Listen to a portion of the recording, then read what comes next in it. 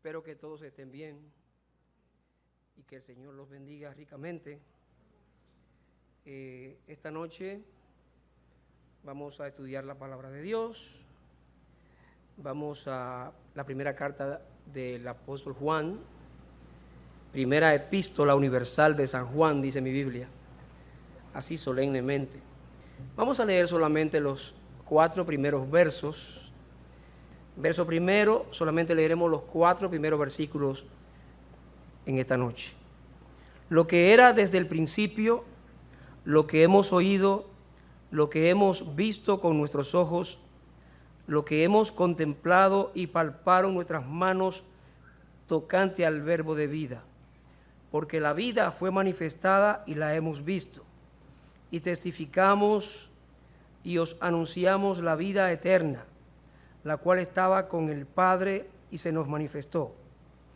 Lo que hemos visto y oído, eso os anunciamos, para que también vosotros tengáis comunión con nosotros. Y nuestra comunión verdaderamente es con el Padre y con su Hijo Jesucristo.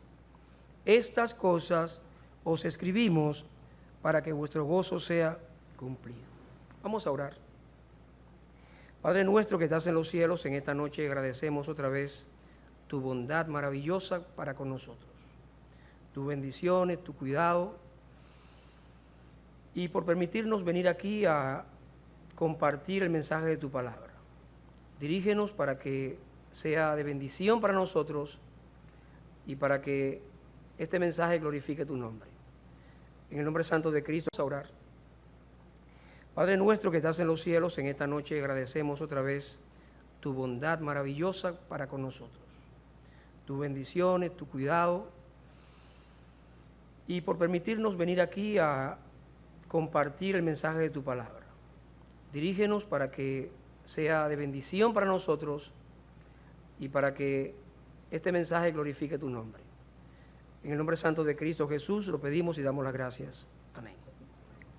Bien, mis hermanos, yo pretendo comenzar en esta noche a estudiar esta carta y lo haremos en la voluntad del Señor en los momentos que sea posible.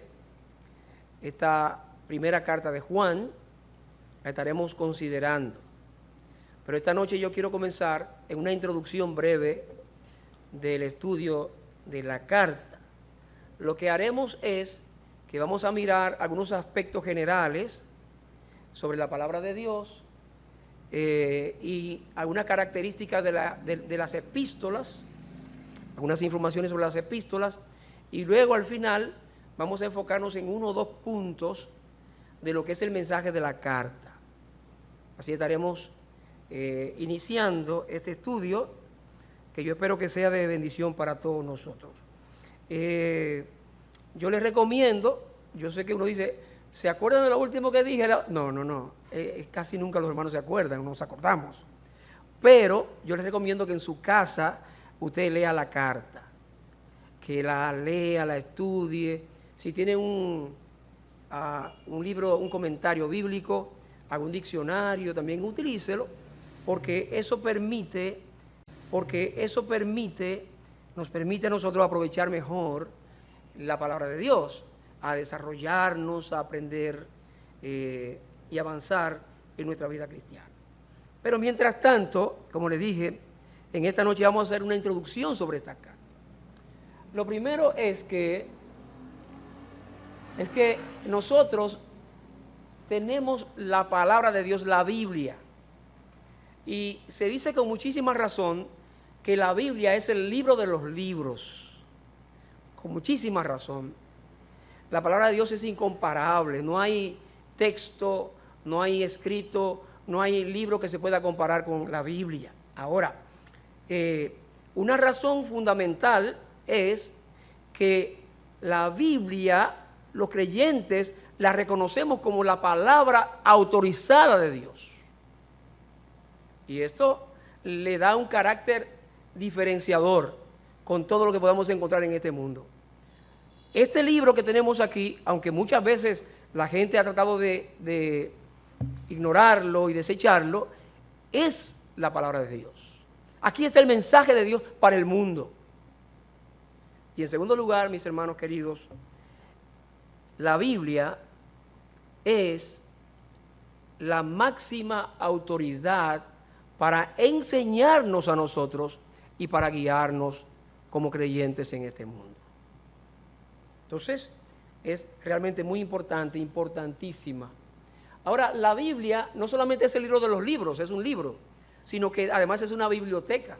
Ustedes saben esos detalles. Tenemos 39 libros en el Antiguo Testamento. ¿Y cuántos hay en el Nuevo? ¿Cuántos? 27. ¿Qué pasa, hermanos? Eso en la juventud, ¿se acuerdan? Los gallitos y esas cosas. 27 en el Nuevo Testamento. Entonces, eso la constituyen en una biblioteca para nosotros. Y nosotros encontramos en la palabra de Dios también diferentes tipos de escrituras. Hay personas a las que les gusta investigar, a las que les gusta leer, que sin ser creyentes leen la Biblia porque consideran de suma importancia lo que está escrito aquí o la manera en que se escribe. Y muchos de ellos, leyéndola por curiosidad, han llegado a conocer al Señor y a creer en la Biblia como la palabra de Dios. Ahora, usted quiere buscar documentos legales y leyes, vamos a la Biblia. Y nos encontramos nosotros allá en Éxodo, en Deuteronomio, con la ley que le fue dada al pueblo de Israel. Y son documentos interesantísimos. No solamente por lo que es la voluntad de Dios, sino porque como están conformados, el aspecto legal que constituyen. Tenemos historia, hermanos. Usted ha leído los libros de Primera y Segunda Samuel, ha leído la historia de Ruth. Si uno se dispone a estudiar la palabra de Dios y a leerla, se va a gozar y se va a encantar. Tenemos poesías también. Muchos de nosotros ha sido lectores de los Salmos, ¿verdad? El libro de cánticos del pueblo de Israel. Y allí encontramos salmos que nos tocan el corazón en lo profundo. Hay poesía, sabios consejos de la sabiduría divina. Y saltando así, tenemos literatura apocalíptica. Y hay gente que tiene miedo de leer esos libros, por ejemplo, Apocalipsis. Parte del libro de Daniel. Porque en esa literatura apocalíptica, en esos escritos, encontramos la revelación de Dios para los últimos tiempos, la revelación de los pensamientos divinos sobre lo que será el reino de Dios aquí en la tierra. Entonces, esa revelación está en esta literatura apocalíptica. Parte de Daniel, parte de, el libro de Apocalipsis, y hay otras partes más que podemos leerlas.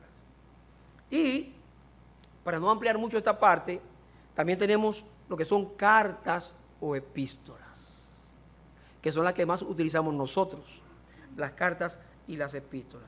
Fíjense bien que de los 27 libros del Nuevo Testamento hay 21 cartas o epístolas.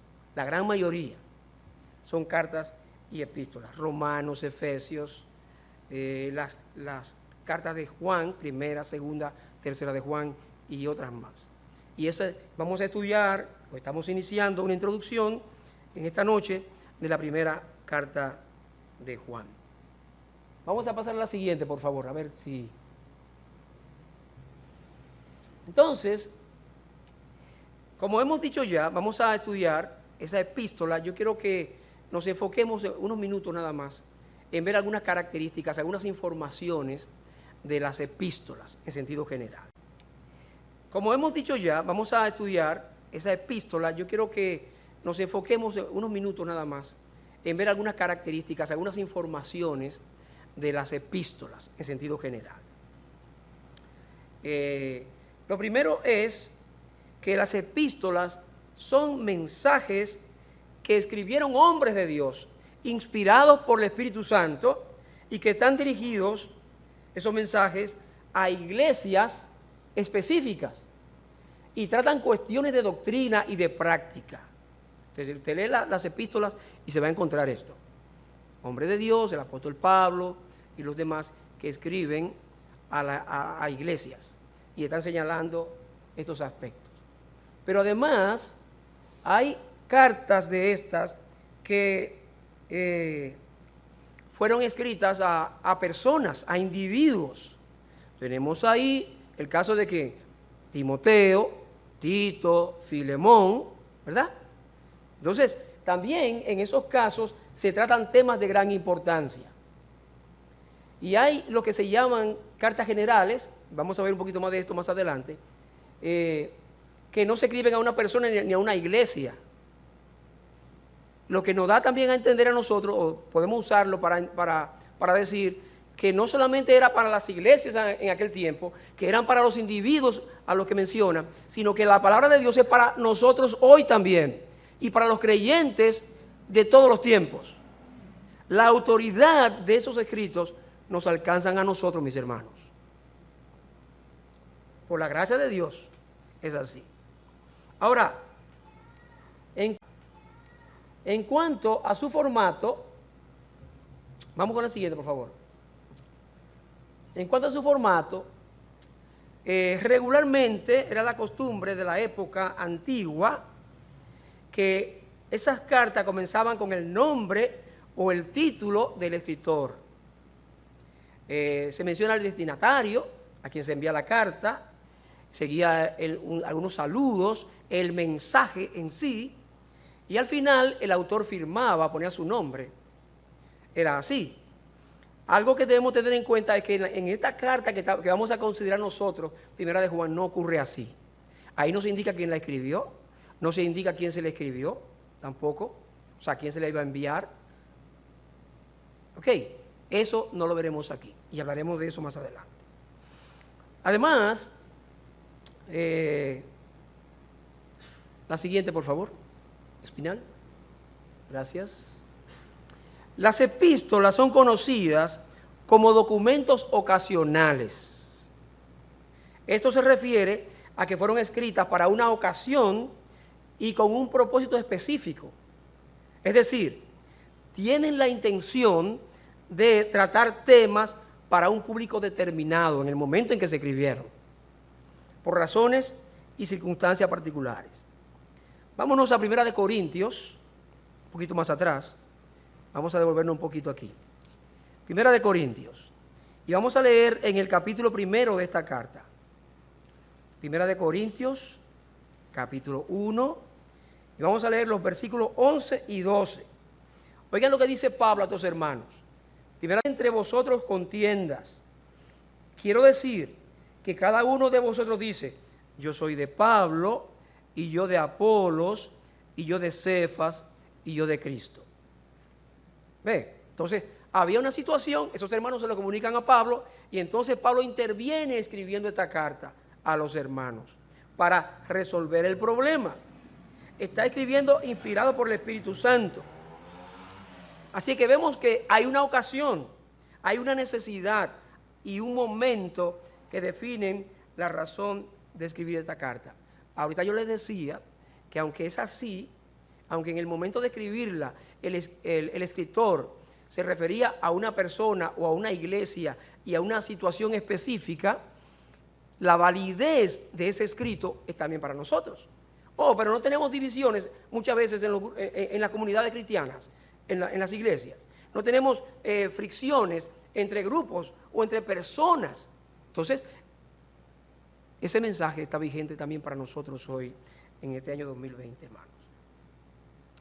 Ahora, en cuanto al apóstol Pablo,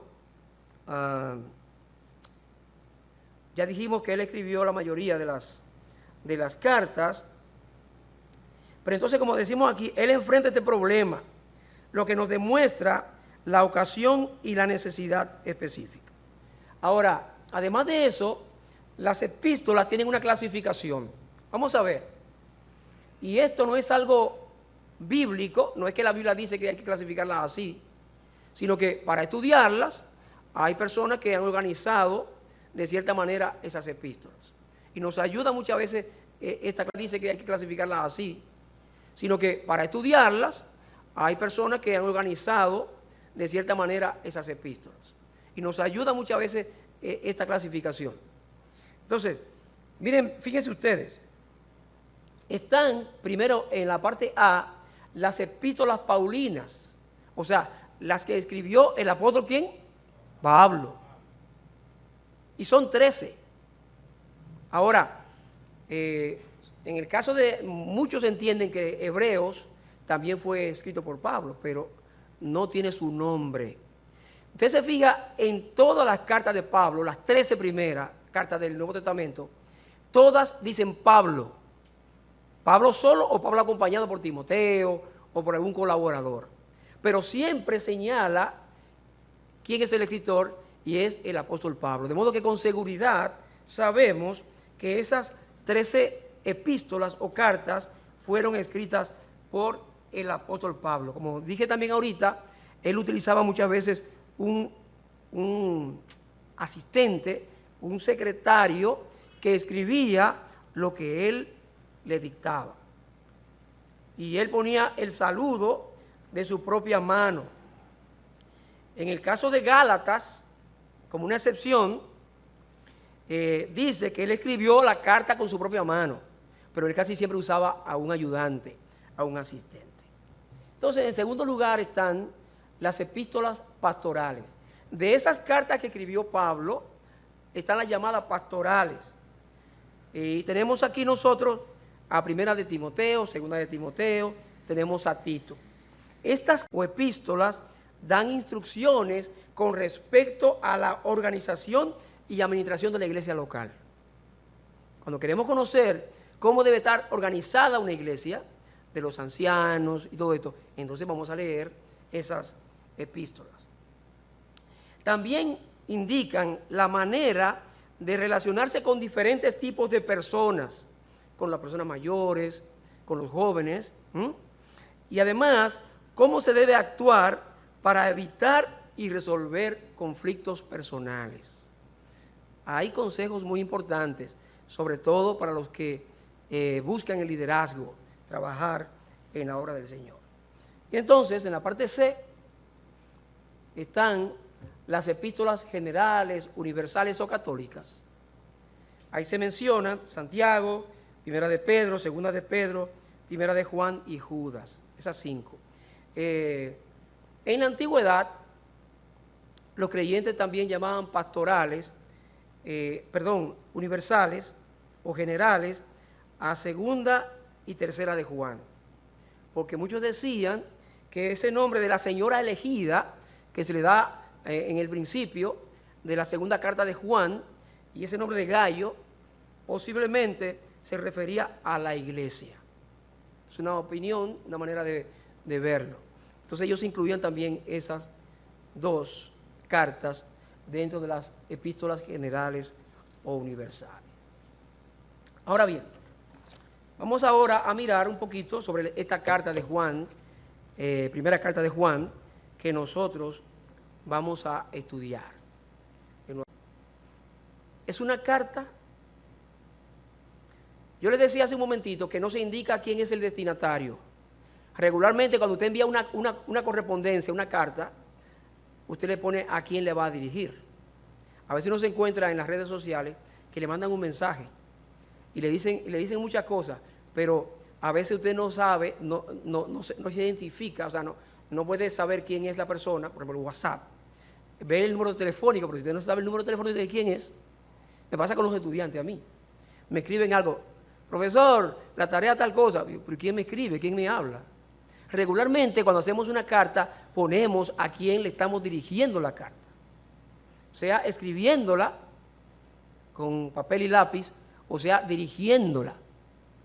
Identificamos a esa persona y nos identificamos nosotros.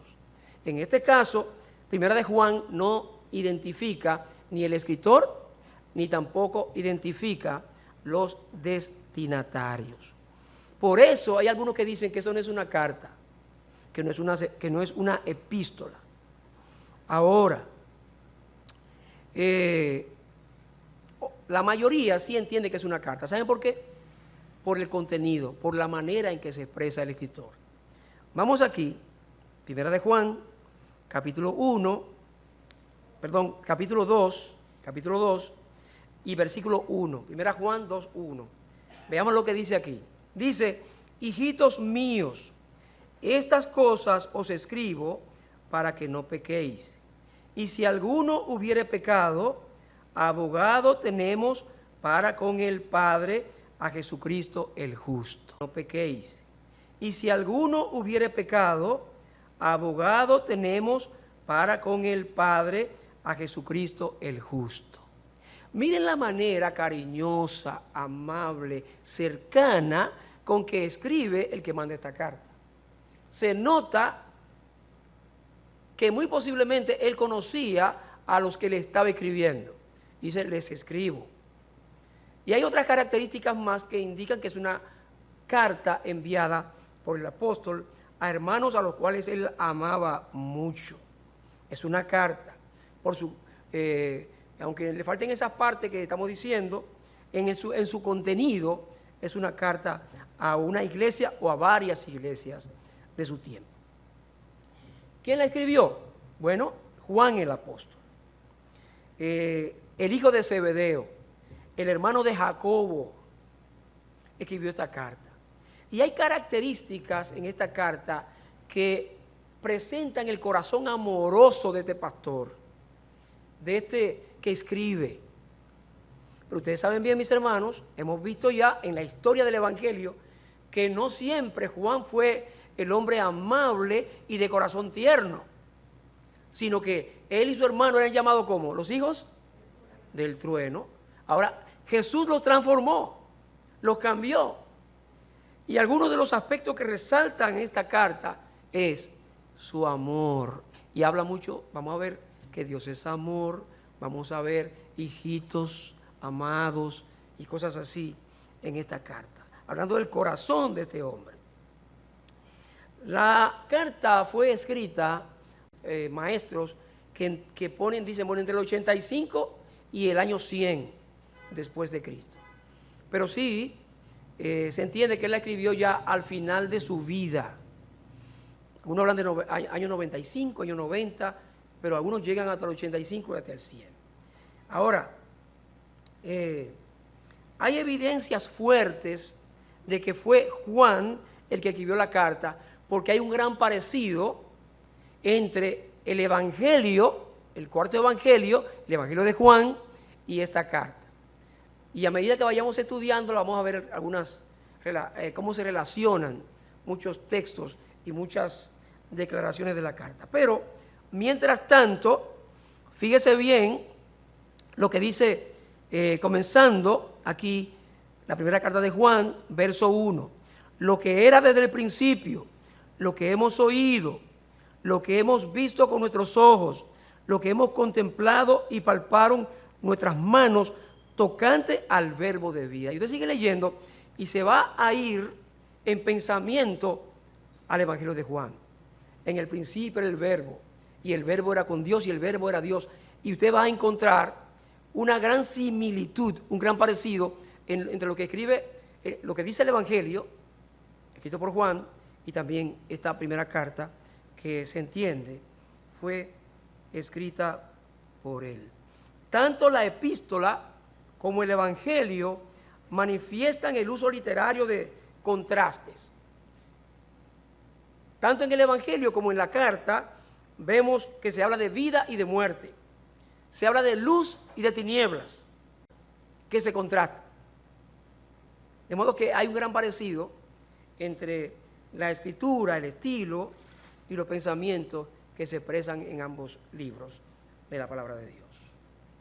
¿A quién se escribió esta carta? Aunque no dice el nombre, se entiende que es a una comunidad cristiana o a varias comunidades o iglesias cristianas bien conocidas por el autor. Por lo que les decía, le llama hijitos, hijitos míos, amados. Tradicionalmente se ha pensado que esos creyentes estaban ubicados en Éfeso. El apóstol vivió en Éfeso en la última parte de su vida, antes de ser desterrado. Esos hermanos estaban en Éfeso posiblemente o en sus alrededores, en el Asia Menor, lo que hoy se conoce como Turquía. Hay un mapa que por lo menos nos orienta de dónde estaba esto, ¿verdad? fíjense bien donde está el globito allí con la señal, ahí estaba Éfeso. Entonces se entiende que eran iglesias que estaban en esos alrededores a las que él le escribió esta carta. Así es. Gracias. Vamos con lo siguiente. Ahora bien, vamos a tener un primer pensamiento, mis hermanos, ahora, sobre el mensaje de la carta. Un acercamiento breve sobre el mensaje de esta carta. Vamos a ver dos aspectos importantes y que resaltan aquí en esta carta. Lo primero es que el mensaje de esta carta de Primera de Juan y que resaltan aquí en esta carta. Lo primero es que el mensaje de esta carta de Primera de Juan es para combatir, para enfrentar a enemigos de la fe.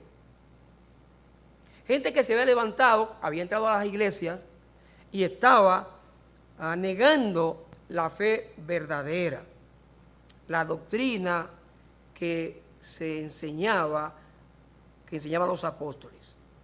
Nos damos cuenta, cuando estudiamos esta carta, que contiene enseñanzas y advertencias, como he dicho varias veces ya, no solamente para esos hermanos, sino también para nosotros hoy, para enfrentar peligros que pueden afectar a la iglesia, en este caso, la iglesia del siglo I, que es a la cual se le escribe esta carta. Vamos al capítulo 2, por favor.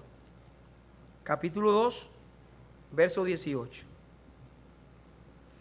Vamos a leer estos dos versículos, 18 y 19, que dicen de la siguiente manera: hijitos, ya es el último tiempo, y según vosotros oísteis que el anticristo viene, así ahora han surgido muchos anticristos. Por esto conocemos que es el último tiempo. Verso 19 dice lo siguiente: salieron de nosotros, pero no eran de nosotros, porque si hubiesen sido de nosotros, habrían permanecido con nosotros, pero salieron para que se manifestase que no todos son de nosotros. Entonces, anticristo, algunas personas que posiblemente eran miembros de esas iglesias antes. Un anticristo es alguien que se opone a Cristo, es alguien que niega a Jesucristo. Entonces, esos que estaban causando problemas en la iglesia habían salido de entre ellos mismos, por decisión propia, lógicamente, porque no habían sido echados de la iglesia. Se habían alejado por razones de doctrina y luego aparecieron como falsos profetas que trataban de extraviar a los hermanos en la fe. Verso 26, aquí mismo en el capítulo 2. Miren lo que dice: os he escrito esto sobre los que os engañan. Fíjense bien, dice el apóstol: yo les escribo esto sobre gente que los está engañando a ustedes. La iglesia estaba confrontando una oposición de parte de aquellos que habían pertenecido antes a esa comunidad cristiana. Y estos que se oponían estaban enseñando doctrinas que no concordaban con la fe cristiana. Por eso se escribió esta carta, para advertir a los hermanos, a los miembros de la iglesia, en contra de esas falsas enseñanzas o herejías. Esas personas que niegan la doctrina bíblicas, que se van alejando, son herejes. Es diferente a apóstata, porque la apostasía tiene que ver con una persona que niega rotundamente, por ejemplo, cree en Jesucristo y después dice, no, yo creo en Mahoma o en Buda, por ejemplo. Pero es más difícil identificar a los herejes, porque en parte creen, pero detrás esconden el engaño. Se presentan con la verdad por un lado, pero nos están engañando por otro lado. ¿Ve? Entonces, es peligroso. Aquel que se declara que no cree, ya sabemos quién es. Ese no es de nosotros. Pero hay hermanos que están metidos en herejías y eso es muy, pero muy peligroso. Y yo aquí quiero hacer una reflexión, hermanos, como iglesia, para nosotros hoy día. En el caso de los hermanos a los que le escriben, el escritor envía esta carta, donde están los herejes, gente que está engañando, que está enseñando incorrectamente, que se opone a la fe. Nosotros también, y dije hace rato que la aplicación de la palabra es para nosotros hoy también, debemos tener cuidado, porque también nos encontramos con situaciones parecidas. En el caso de esos hermanos, fíjense bien que la iglesia, o sea, esas iglesias no estaban enfrentando el peligro del Imperio Romano. Ustedes saben bien lo que pasó con el Imperio Romano, la persecución. Ustedes saben bien lo que pasó con el Imperio Romano, las persecuciones, los creyentes quemados en las calles, iluminando las calles, porque eran puestos en pos, bueno, toda esta cosa. El circo romano, no. En este caso no están enfrentando ese peligro de violencia, no. Sino que están enfrentando otro tipo de peligro. Mientras estudiaba este texto, yo me encontré con un escrito de los hermanos a través de la Biblia. Me imagino que Vernon McGee o alguno de esos maestros escribió esto, acerca de esta situación. Oigan lo que escriben, y voy a leerlo de manera textual.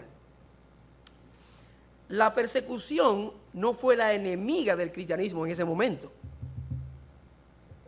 El peligro que acechaba a la iglesia de Éfeso no era la persecución exterior, sino la seducción desde el interior. El Señor Jesús mismo había advertido acerca de esto diciendo, porque se levantarán falsos cristos y falsos profetas y harán grandes señales y prodigios de tal manera que engañarán, si es posible, aún a los escogidos. Ustedes conocen la porción en Mateo 24:24. Y dice además, está escrito, y el apóstol Pablo le había dicho a los ancianos de la iglesia de Éfeso, porque yo sé que después de mi partida entrarán en medio de vosotros lobos rapaces que no perdonarán al rebaño, y de entre vosotros mismos se levantarán hombres que hablan con esta parte. El cristianismo no corría peligro de ser destruido, o sea, por violencia, por persecución y estas cosas.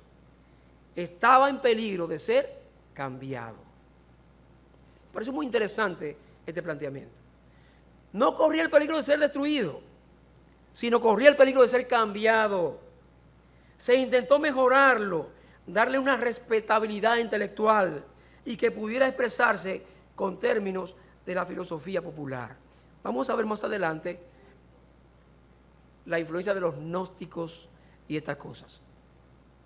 Pero detengámonos un momento en esta parte. En ocasiones, el gran peligro que enfrentamos no es que nos golpeen en la calle, no es que, como en el caso de Miterri, que fue a comprar una camisa en su tiempo, y cuando él dijo que era evangélico, el que vendía la camisa dijo, no se la voy a vender. Porque quizás no nos pasa así. Ya hemos dicho otras veces que el evangelio ahora es muy popular, aparentemente. Pero ¿qué pasa? Podríamos estar enfrentando muchas veces el cambio de la verdad evangélica que se va infiltrando poco a poco. Y eso es terrible. Eso es peor que la persecución violenta a la cual hemos hecho referencia. Un peligro que está enfrentando la iglesia hoy es la pérdida de la verdad bíblica, que muchas veces está sujeta a peligro que está enfrentando la iglesia hoy es la pérdida de la verdad bíblica, que muchas veces está sujeta a criterios de evaluación. Hermanos, muchísimas veces, y es una verdad triste, en las iglesias no se está obedeciendo la palabra de Dios porque estamos hablando de que no, tú sabes, que la situación, que la sociedad. Y le voy a poner algunos ejemplos. La cobertura de la cabeza, ustedes, las hermanas, Dios la bendiga, se cubren. Ustedes obedecen a lo que hemos enseñado aquí, lo que hemos aprendido nosotros. Que la mujer se cubre en el culto y el hombre se descubre en el culto y para orar. Pero ¿qué es lo que estamos mirando muchas veces? Mira, yo veo a veces en televisión, no lo he visto todavía en nuestras iglesias, pero ya lo vi en un grupo de Sosúa. Los jóvenes participando, tocando con su gorra puesta, muy heavy, muy chabacanos, o con un sombrero y cosas así. Pero la Biblia dice que no. Entonces, hay argumentos, no que eso era cultural, que esto era aquello. La Biblia dice que no. ¿Cuál es el problema? Eso de que la mujer se someta, que la esposa se someta al hombre, si usted lo dice en ciertos círculos, va a tener problemas. Porque nuestra sociedad, donde el feminismo ha crecido y siguió, cosas así. Pero si entendemos el sentido de la palabra de Dios, eso es sano y es bueno y es santo. Pero hay iglesias cristianas y de las nuestras donde hemos ido cediendo, quizás nosotros mismos en algunas cosas, cediendo para adaptarnos al medio, lamentablemente. Y esto es triste, muy lamentable. Ahora, esto es tan delicado, y lo digo de esta manera. A veces hay reuniones de líderes, por ejemplo, donde hay temas que no se tratan porque dicen eso puede traer fricciones y problemas. Temas de doctrina.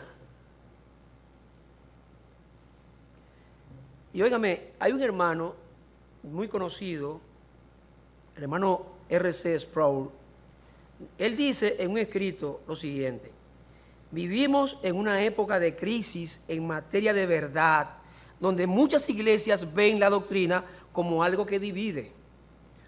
Por lo tanto, enfatizan las relaciones por encima de la verdad.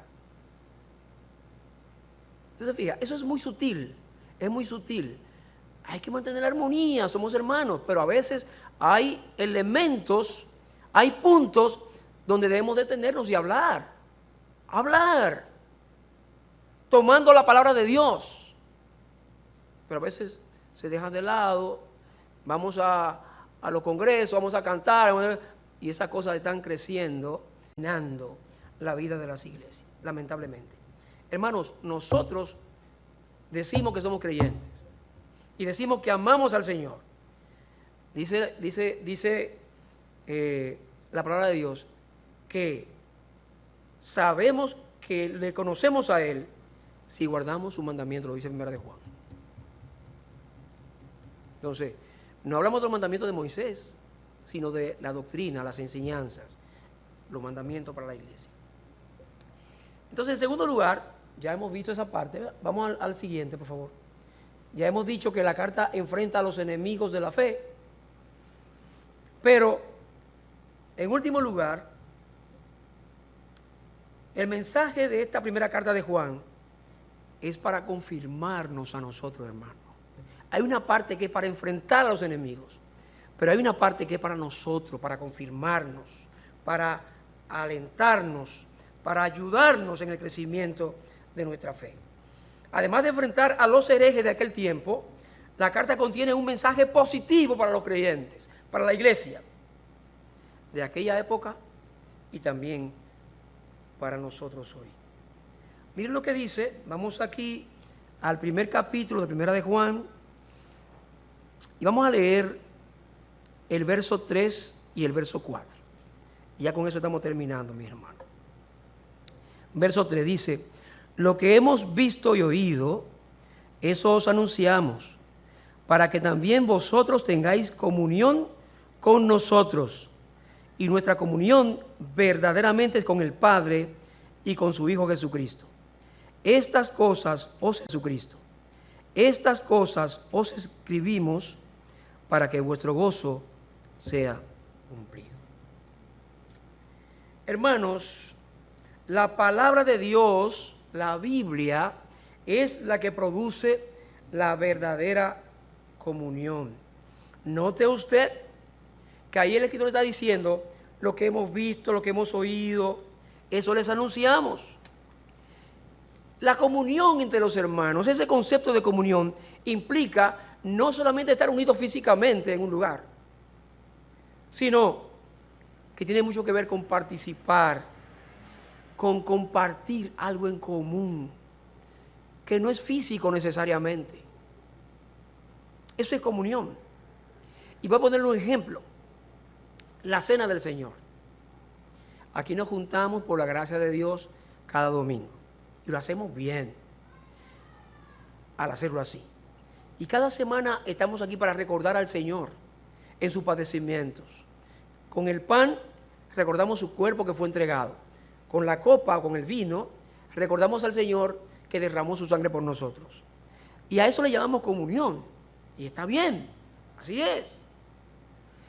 Porque implica que los creyentes que están allí reunidos para recordar al Señor en su muerte y su resurrección, están unidos en una actitud de obediencia, participando de ese pan y de ese vino, de la misma copa.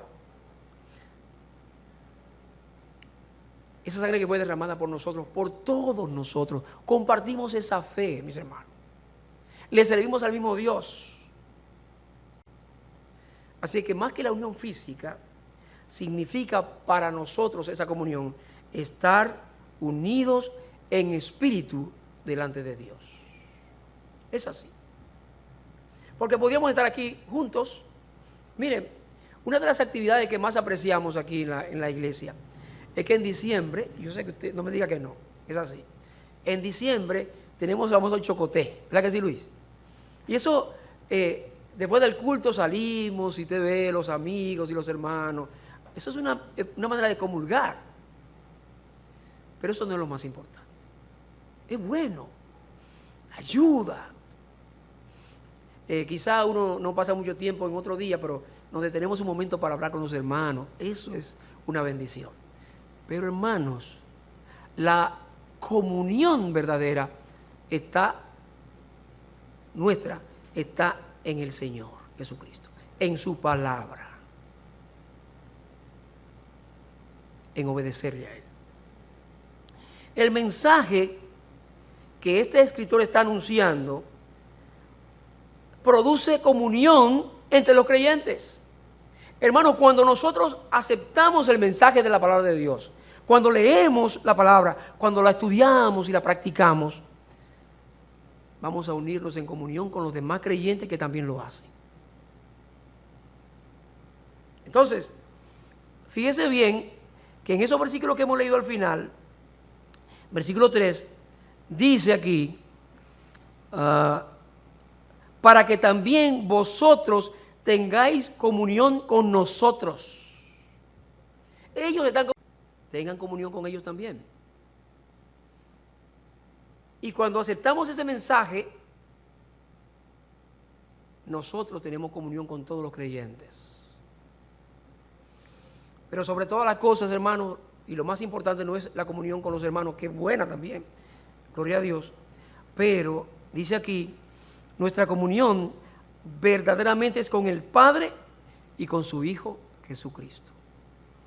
¿Usted ha pensado alguna vez, hermano, ahora que somos creyentes nosotros, que éramos rebeldes, perdidos, sin esperanza, que ahora tenemos comunión nosotros como hermanos, pero sobre todo con el Padre, con Dios el Padre y con Jesucristo nuestro Señor? Estamos en una relación de paz. Estamos en una relación de armonía. Creo que el domingo fue, me parece, en la comunión, creo que fue Anselmo que leyó una porción donde el Señor dice: ustedes son mis amigos. Óigame, qué hermoso. Nosotros tenemos comunión con Dios, con el Padre. Tenemos comunión con el Hijo. Tenemos comunión entre nosotros. Y termina este versículo 4, que luego vamos a entrar a analizar esta porción más detalladamente, pero dice: estas cosas os escribimos para que vuestro gozo sea cumplido. Hermano querido, hay muchas cosas que nos traen frustración en este mundo, a veces disgustos y hasta amarguras.